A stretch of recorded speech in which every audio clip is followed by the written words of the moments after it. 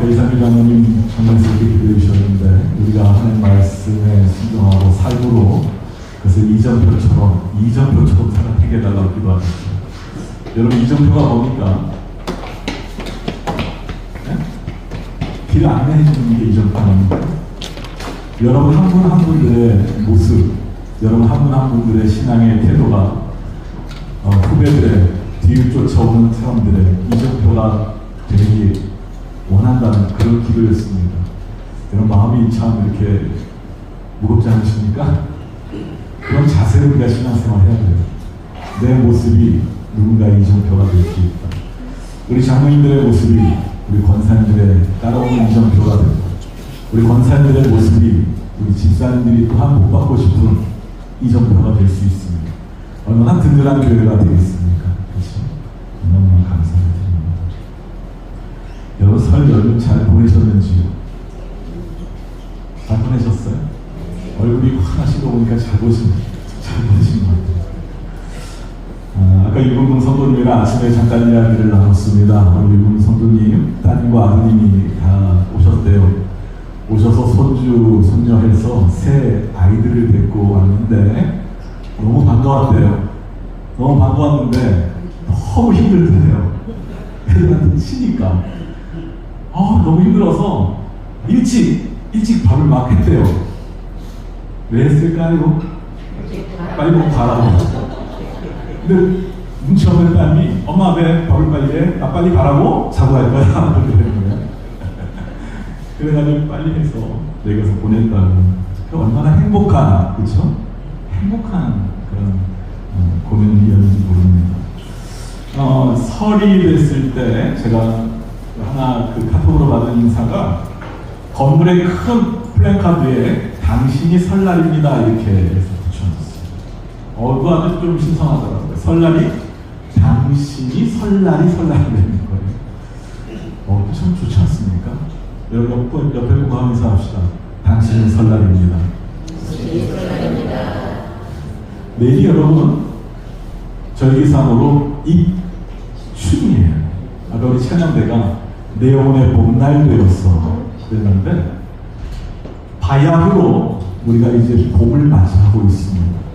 입춘의 뜻이 뭐예요? 봄이 선다라는 뜻이잖아요. 설립자의 봄춘자니까 봄이 선다, 이게 바로 입춘입니다. 근데 여러분 가만히 생각해 보세요. 입춘 때가 봄입니까? 입춘 추위가 있죠. 분명히 제가 얘기하는데 내일부터 엄청 추워집니다. 저는 이게 뭐 안 봐도 다 알아요. 그러니까 저녁 옷을 얘기해줬거든요. 영하 15도 16도 막 내려가는데, 여러분 이런 겨울의 한복판에 이렇게 추운 날씨가 있는데 우리 조상님들은 이때가 어느 때다? 입춘이다. 거기에는 굉장히 깊은 뜻이 있습니다. 봄은, 자연의 봄은 그냥 오는 것 같지만 사람의 봄, 인간의 봄은 봄을 세우는 데 있다는 거예요. 우리가 봄을 맞는 거예요. 겨울은 지금 겨울이야. 그러나 이제부터 봄을 세워야지. 이제부터 생기 있게 무언가를 시작하고, 이제부터 무언가 새로운 그런 역사를 기대해야겠다. 그런 설레임을 가지고 맞이하는 절기가 바로 입춘입니다. 여러분 모두에게 그러한 설레임과 기대와 생동감이 넘치기를 주의 이름으로 축원합니다. 여러분들 그 오늘 주보에 그래서 시에게 바로 봄일기라고 하는 입춘의 이혜님의 시를 옮겨놨습니다. 제가 한번 읽을 텐데 여기 속으로 따라 읽으세요. 봄이 일어서니 내 마음도 기쁘게 일어서야지. 나도 어서 희망이 되어야지. 누군가에게 다가가 봄이 되려면 내가 먼저 봄이 되어야지. 그렇구나 마음에 흐르는 신음물 소리. 너무 좋지 않습니까? 시인은 어떻게 이렇게 시어들을 잘 만드는지 모릅니다. 참 요 몇 줄 안 되는데도 참 감동이 되는 그러한 시간일 수가 없습니다. 입춘이 되면은 입춘 대기라든가 건양 낙엽 해가지고 뭔가 상스러운 기운이 우리 가운데 있기를 바라는 그런 조상들의 마음을 모아서 대문에다가 붙여놓는 글귀들이 많이, 요즘 눈에 안 띄지만 예전에는 참 많았습니다. 그러면서 이 봄을 맞이하는 태도, 이 봄이 부르는 소리가 있지 않을까? 오늘 말씀은 바로 그러한 생각에서 이 예레미야서 읽은 말씀을 가지고 섰습니다. 봄이 우리를 부르는 것 같아요. 야, 봄 준비해. 이제 다시 봄이야. 라고 하는 거죠. 여러분, 지난 1월 21일 날 미국의 대통령 트럼프의 취임식이 있었습니다. 여러분 그거 보셨어요? 뭐 바쁘셔가지고 언제 보세요? 전 세계를 움직인다고 하는 초대형, 초강국, 천조국이라고 불리는 그러한 미국의 대통령, 그 위치는 대단한 거죠. 근데 여러분, 저는 미국의 대통령들, 역대 대통령들 쭉 보면서 그 취임식 때마다 정말 너무나 감동적인 때가 있어요. 바로 대통령이 선서를 하는데 어디다가 손을 얹고 선서하는지 아세요? 네? 성서에다가, 성경 말씀에다 손을 얹고 선서를 해요. 그래서 이렇게 얘기합니다. 나는 헌법에 따라 미국 대통령으로서 임무를 성실히 이행하고 최선을 다해 헌법을 보존, 보호 및 수호할 것을 엄숙히 선언합니다. 라고 얘기합니다. 미국 대통령이 해야 될 중요한 일, 헌법을 준수하겠다는 거예요. 그리고 꼭 거기 뒷붙여서 하는 말이 있습니다. 기도가 있어요. 아주 짧은 기도. 하나님, 나를 도와주세요. 라고 하는 겁니다. So help me God. 그러니 하나님, 나를 도와주세요. 왜? 나는 부족한 인간이기 때문에. 나도 실수할 수 있는 인간이기 때문에. 나도 넘어질 수 있는 인간이기 때문에. 나도 욕심 부릴 수 있는 그런 평범한 인간이기 때문에 누구의 도움을 구하는 거예요? 하나님, 나를 도와주세요.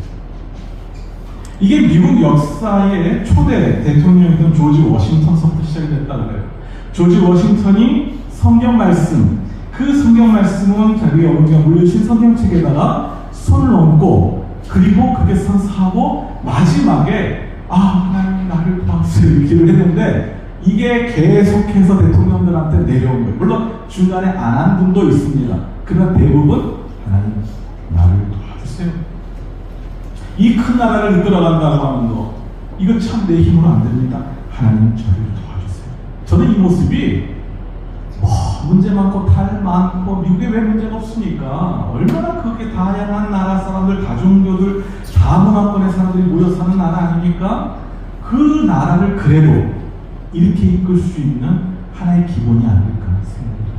어느 정당의 대통령이 되든 어느 정당의 대통령이 어떠한 생각을 갖고 있던 간에 다 하나님 나를 도와주세요 하는 그 하나님께 의탁하고 하나님 말씀 앞에 선서하는 그 모습이 너무 아름다운 모습.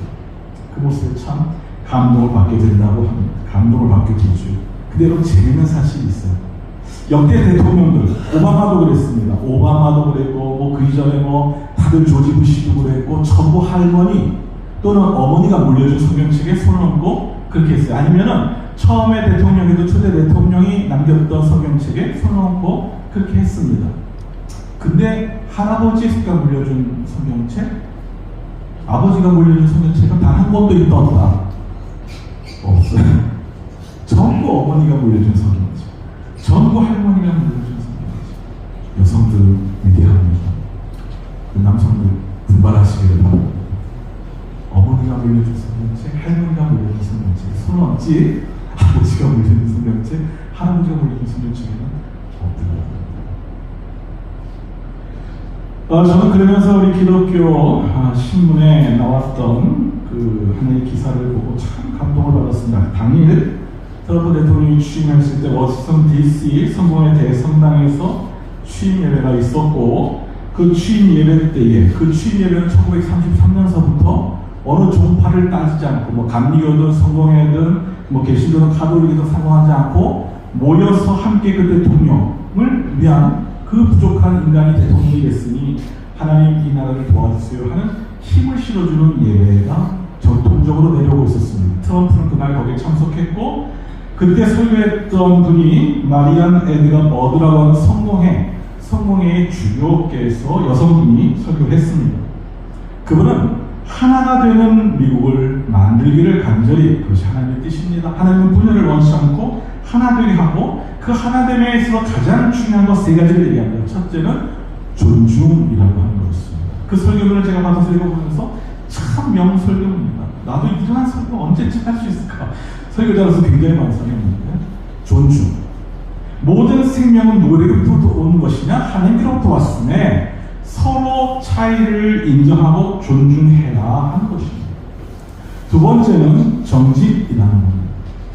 진실할 때 정직하고 그 정직해야만 하나가 될 수 있는 것이지, 거짓 있을 때는 하나가 될 수 없습니다. 미국 안에 대통령은 정직하십시오라는 겁니다. 세 번째 마지막은 하나 되게 하는 가장 중요한 어떤 것 중에 마지막은 겸손을 꼽았습니다. 하나님은 교만한 자를 어떻게 한다 그랬어요? 물리치신 하나님입니다. 하나님은 겸손한 자를 기뻐하신 하나님이시라고 했죠. 그 겸손을 배우라고 얘기합니다. 나만 옳다, 내 생각만 옳다 하는 것은 안 된다는 것입니다. 나도 틀릴 수 있고 나도 실수할 수 있다는 생각을 하십시오. 대통령, 그 생각을 못하게 될 때 또는 안 하게 될 때 가장 위험한 사람이 될 수 있습니다 라고 대통령께 부탁을 합니다. 그리고 대통령에게 지금 이 시간 부모가 추방될까 두려운 아이들, 전쟁 박해로부터 도망쳐온 많은 난민들, 그들에게 미국이 자비로운 나라며 환대를 경험할 수 있는 나라였다고 하는 것을 그렇게 좀 알게 해주십시오. 그리고 마지막에 붙인 대목이 그들은 나그네인데 우리도 나그네였음을 기억하십시오. 어제도 깜짝 놀랐어요. 미국이라는 나라가 사실은 여러분 나그네들의 나라예요. 이민자들이 들어와서 만든 나라지 오리지널 미국 사람 한 명도 없어요. 오리지널 그 안에 있던 사람들 다 누굽니까? 인디언들이에요. 인디언. 여러분 인디언 만나보셨어요? 인디언 만나보셨어요? 안 만나봤어요? 저 인디언 만나봤습니다. 제가 언론사에 있을 때 인디언들 되시는 분들이 언론사 인터뷰를 찾아왔어요. 그래서 한국의 인디언들을 알리고 한국 교회 인디언들의 실상을 알리는 거예요. 여러분 인디언들이요 미국 땅의 보토백인입니다. 근데 거기 백인들이 들어와서 거기 있던 인디언들을 다 어떻게 버린 거예요? 추방시켜 놓은 거예요. 그 땅을 빼앗는 전쟁을 합니다. 여러분 그게 바로 서부 활극시대의 모습들이에요. 그리고 인디언들을 보호구역이라고 하는 것을 지정해 줍니다. 너는 여기서만 살아 하는 거예요. 너는 여기서 나오지 마 하고 인디언 보호구역을 만들어요. 말이 보호구역이지 그래서 인디언들을 가둬놓는 거죠. 거기에 대한 실상을 얘기하고 그 속에서 우리들이 이렇게 현혹을 당하고 있습니다. 한국 교회가 이걸 인식을 갖길 바랍니다. 그때 그런 인터뷰를 한 적이 있습니다. 우리가 나그네였던 것처럼 지금 이 사람들도 나그네인데 우리가 그 생각을 해야 됩니다. 이걸 철저하게 바로 출애굽의 정신, 하나님의 정신을 담고 있는 그 말씀을 한 것을 보았습니다. 여하튼 어떻게 미국의 트럼프가 움직일 건지 벌써부터 행정명령 서명서를 했는데 제일 먼저 한 게 뭡니까? 파리 기후협약을 탈퇴해버렸죠. 기후협약 같은 거 필요 없어. 그리고 관세를 엄청 물립니다. 지금 우리나라도 긴장하고 있어요. 한국에도 얼마나 많은 관세를 물릴 것인가? 주한미군 주둔비에 대해서 또 얼마나 많은 그런 일을 할 것인가? 다들 지금 걱정이 많죠. 근데 여러분 우리도 이렇게 똑같이 기도해야 돼요. 하나님 이 나라를 도와주십시오. 오늘 본문의 예레미야는요 하나님의 부르심을 받습니다. 하나님의 부르심이라고 하는 것은 아까 트럼프 같은 경우에는 미합중국의 부르심을 받아 대통령이 됐는데 예레미야 같은 경우에는 하나님의 부르심을 받는데 영광스러운 자리가 아니었습니다. 뭔가 이렇게 멋있는 자리가 아니었습니다. 예레미야 시대 때의 모습을 보게 되면 참으로 나라가 분전등화 같은 어려울 때입니다. 여러분 우리의 성경 말씀을 4절부터 읽었지만 제가 1절 2절 한번 읽어볼게요. 베냐민 땅 아나돗의 제사장들 중 hil기야의 아들 예레미야의 말이라. 아몬의 아들 유다 왕 요시야가 다스린 지 13년에 여호와의 말씀이 예레미야에게 임하였고 요시야 아들 유다의 왕 여호와김 시대부터 요시야 아들 유다의 왕 시기가까지 11년 말까지 곧 5월에 예루살렘이 사로잡혀 가기까지 임하였다. 무슨 말씀이에요? 예레미야가 지금 하나님께로부터 부르심을 받았을 때가 이 유다라고 하는 나라가 망해가는 나라, 지금 풍전등화처럼 나라의 현실이 말도 안 되게 어려운 때에 부르심을 받은 거예요. 그러면서 요시아왕 13년서부터 시드기야 왕까지 그 11년 동안에 이제 이스라엘 백성이 바벨론의 포로로 끌려가기 전까지 완전히 예루살렘이 초토화될 때까지 하나님의 말씀을 대언하는 부르심을 받습니다. 얼마나 어려운 상황입니까? 좋을 때 좋은 말 하는 건 누구는 못합니까? 그러나 지금 상황이 힘들 상황에서 어떤 말을 전해야 된다는 겁니까? 여러분, 모든 성경의 인물들은 하나님의 부르심 앞에 섰습니다. 모세도 부르심 앞에 섰죠. 어느 때 부르심 앞에 섰습니까? 애굽의 왕의 아들로 있을 때입니까? 미디안 광야에서 양치기를 하고 있을 때입니까? 미디안 광야에서 양을 치고 있을 그때입니다. 80세에 부르심. 80세. 그가 하나님의 부르심을 받고 모세야, 내가 내 백성을 이끌어내라 그럴 때 모세가 했던 말은 뭡니까? 하나님, 저는 입이 어떤 자? 둔합니다. 한마디 말하면 저는 말주변이었어요. 하나님의 부르심에 거부합니다. 여러분, 이사야는 어떻습니까? 이사야 역시도 하나님의 부르심이 그에게 임합니다. 그때 그가 했던 말이 뭡니까? 주님, 제가 여기 있습니다. 나를 보내주소서 하는 게 이사야인데, 사실 그 이사야도 하나님의 부르심에 대해서 거부하죠. 뭐라고 변명합니까? 저는 입술이 부정합니다. 입술이 부정하기 때문에 감히 하나님 말씀을 대언할 수 없습니다. 그때 하나님께서 어떻게 합니까? 천사를 통해서 제단의 숯불을 가져다가 이사야의 입술을 정결하게 하는 숯불로 입술을 지지는 경험을 했습니다. 여러분, 기도는 어떻습니까? 기도원의 300명사 굉장히 큰 일을 이룬 기도원인 것 같지만, 기도원에게 하나님의 영이 임해서 이제 미디안 백성의 손에서부터 기도원, 너를 통해서 이스라엘 백성들을 구원해내겠다 그럴 때에 기도원이 예, 감사합니다, 제가 가겠습니다 하지 않았습니다. 그 당시 기도원은 추수하면서 그 추수하는 게 미디안 사람들에게 들킬까봐 숨어서 술틀, 포도주를 만들어낸 술틀 속에 숨어서 조용히 들키지 않으려고 탈곡을 하실 그때였습니다.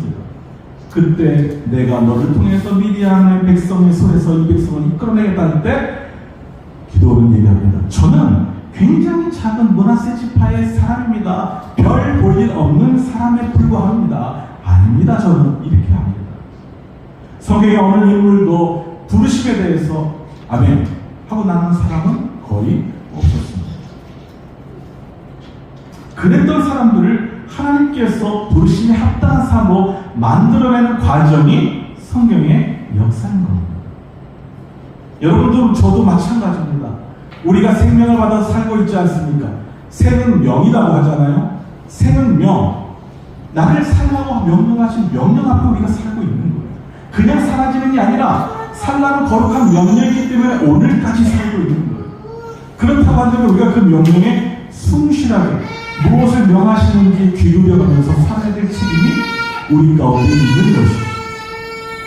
두렵고 떨림으로 우리가 살아야 될 이유가 바로 거기에 있는 거죠.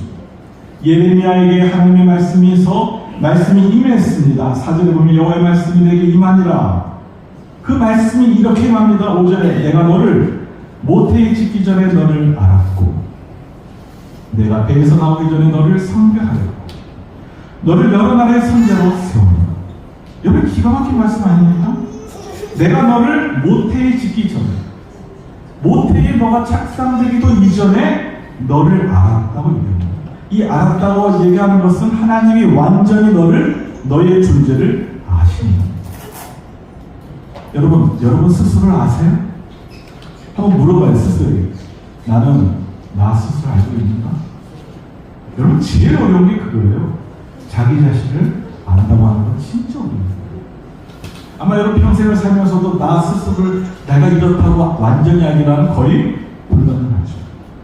우리는 의식의 세계는 어느 정도 알 수 있을 줄 몰라요. 그러나 무의식의 세계가 의식의 세계보다 훨씬 넓다고 하는 게 심리학자들 얘기 아닙니까?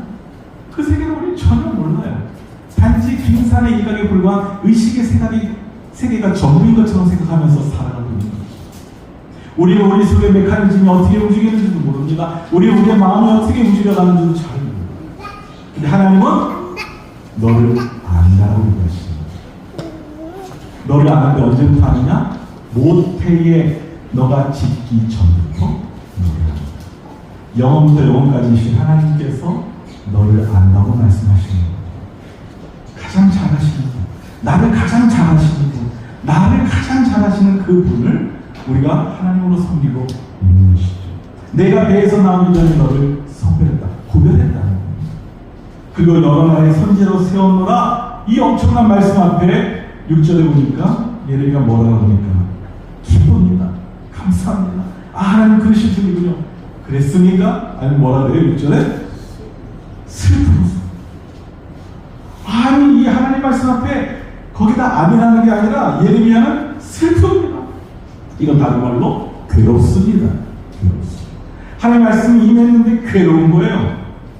주 여호와여 보십시오. 현실을 좀 바라보십시오. 나는 아이라 말할 줄 알지 못한다. 지금 뭐라는 겁니까? 예레미야는 왜 내가 하나님 말씀을 대항하지 못한다는 거예요? 나는 뭐기 때문에?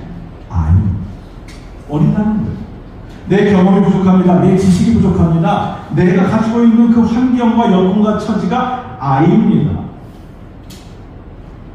나는 할 수 없습니다. 여러분 어디 많이 생각나지 않아요? 이스라엘 백성들이 가나안 땅을 들어가라고 얘기하고 전통군들을 보냈지 않습니까? 12명의 전통군들을 보냈을 때에 그 12명 중에 10명이 했던 말은 뭡니까? 그 사람들은 안악자였습니다. 크고 강대합니다. 마치 그들과 우리를 비교하면 우리는 못쳐 보인다.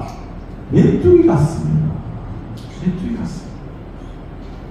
그때 여호수아와 갈렙은 어떻게 얘기합니까?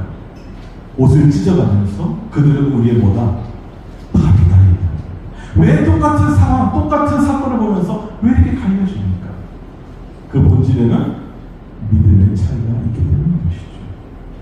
지금 예레미야는 하나님 할 수 없어요. 지금 현실을 좀 보세요. 저는 아입니다. 제 말이 먹히겠습니까? 제가 하고 있는 이 모습들 좀 보세요. 제가 어떻게 이 꺼져가는 나라, 풍전등화 같은 이 위기에 처한 나라에 하나님 말씀을 감히 대언하겠습니까? 저는 할 수 없습니다. 완전한 하나님의 말씀에 대한 거부를 하고 있습니다. 그때 하나님께서 이렇게 말씀하셨다. 7절에 보면 여호와께서 내게 이르시되 너는 아이라 말하지 말고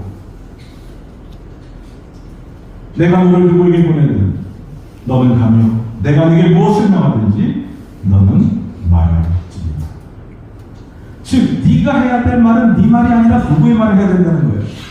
하나님이 너에게 준 말을 하라는 거예요. 그게 예언자라는 거예요. 그게 선지자라는 거예요. 선지자 예언자들은 자기의 말을 하는 게 아니라 누구의 말을? 하나님의 말씀을 전해야 되는 거예요. 가감 없이 전하는 것입니다. 두렵습니다. 하나님, 만약에 제가 하나님 말씀 증거하는데 사람들이 그것 때문에 나를 핍박하면 어떡합니까? 그게 8절이거든요. 거기에 대한 하나님 말씀이 너는 그들 때문에 두려워하지 말라. 내가 너와 함께하여 너를 구원하리라. 나 여호와의 말이니라 하시고 9절에 여호와께서 그의 손을 내밀어 내 입에 대시며 여호와께서 내게 이르시되 보라 내가 내 말을 내 입에 두었노라. 아멘. 내가 내 말을, 이건 하나님 말씀이요, 그거를 누구 입에? 예레미야 입에 두었다. 여러분 예레미야는 눈물의 선지라고 얘기합니다. 그는 꺼져가는 한 자기의 나라 종에 대해서 이 문제에 대해서 처절하게 울면서 예언했던 예언자입니다. 그 예언자가 했어야 될 말은 바로 이 말씀 9절에 있는 내가 내 말을, 즉 하나님의 말을 예레미야 입에 두셨기 때문에 예레미야는 그 말을 가감없이 전해야 했던 것이죠. 그것이 바로 예레미야 운명이었고 예레미야는 그 부르심 앞에 아멘으로 순종한 것입니다. 여러분 신약성경에 보면은 두 아들의 이야기가 나옵니다. 두 아들을 키우던 아버지는 그 두 아들을 잘 키웠습니다. 그런데 둘째 아들이 그 아버지의 재산을 달라고 얘기합니다. 아버지의 재산을 달라고 하는 것은 아들에게 있어서는 그 당시는 아버지가 돌아가셔야 유산이 분배되는 원칙이 있는데 아버지가 살아생전 눈이 시퍼렇게 살아있는데 내 본길, 내 몫을 내놓으라는 것입니다. 참 둘째 아들은 당돌하게 얘기하죠. 근데 거기 보면 아버지는 그대로 해줘요. 그러라고 줍니다. 그 아들은 그걸 가져가서 허랑방탕하게 써버립니다. 다 써버립니다. 그리고 돼지들을 치우다가 결국엔 돼지와 같은 존재로 전락합니다. 돼지가 먹는 것을 같이 먹죠. 그리고 그는 그 속에서 아버지를 생각합니다. 아버지 집을 생각합니다. 그리고 그 마음에 결단하죠. 어떻게 하자? 돌아가자. 그는 자기 자신의 존재에 대해서 철저하게 자기 자신의 힘으로 할 수 없음을 깨닫습니다. 내 한계에 대해서 깨닫습니다. 살아보니, 세상 살아보니 만만치 않다고 하는 걸 철저히 깨닫습니다. 내가 스스로 계획하고 내가 무언가를 하려고 계획을 세우고 내가 좀 해보려고 했는데 결국에 아무것도 없다. 그리고 나는 이제 더 이상 아들의 존재도 안 되겠구나. 그러나 내가 살 길 하나는 그 아버지께 그래도 돌아가자. 이거는 어떻게 보면은 뻔뻔함일 수 있습니다. 어떻게 보면은 그런 상황에서 결단하는 사람들이 이렇게도 할 수 있겠죠. 내가 무슨 낯짝으로 아버지께 돌아갈까? 확 어떻게 버리자? 죽어버리죠. 여러분 세상 사람들은 그렇지 않습니까? 내 생각과 계획대로 안 되면은 목숨을 끊는 게 인간이니까. 아니면 미치거나, 그렇죠? 여러분 미치겠다는 말 혹시라도 하십니까? 이건 신앙인의 용어가 아닙니다. 미치겠다. 이건 안 믿는 사람들이라는 거죠. 그렇게 아들이 미치거나 죽고도 되는데 이 아들은 어떻게 하냐? 돌아가겠다. 아버지를 생각하고 아버지께로 돌아가겠다는 거예요. 이건 매우 중요한 겁니다. 그 작은 아들은 아버지가 어떠한 존재라는 것을 철저하게 깨닫고 있었어요. 아버지가 어떤 마음일까라고 하는 것을 철저하게 알고 돌아가겠다는 거예요. 그 아버지를 만나고 그 아버지의 결국은 품에 안기고 아버지는 그 아들에서 잔치를 배설해 줍니다. 그때 큰 아들이 멀리서 돌아옵니다. 그러면서 잔치 소리가 귀에 들려올 때 얘기합니다. 왜 오늘 우리 집에 잔치지? 아버지가 얘기합니다. 야, 기쁘지 않냐? 이 아들 죽었다 살아난 놈이야. 이 아들 다시 얻은 거야. 네 동생 다시 들어왔을 때 기쁘지 않냐? 그랬더니 아들이 아버지 되게 기뻐요 그랬습니까? 아니. 아버지, 나를 위해서는 새끼랑 한 마리 잡아준 적 없으면서 이 나쁜 자식, 아버지가 다 허락하고 방탕하고 놓은 놈을 위해서는 이렇게 합니까? 아버지 얘기합니다. 야, 아들아, 큰아들 너희들 다 네 것이 아니냐? 그러나 그 아들은 끝끝내 그 아버지의 말에 아버지의 마음을 기쁘게 해드리지 않습니다. 왜? 그 아들, 큰 아들은 사실은 그 집에 아버지와 함께 있었습니다. 아버지와 같이 일을 했고 아버지와 함께 식사를 했고 아버지와 함께 동고동락을 했습니다.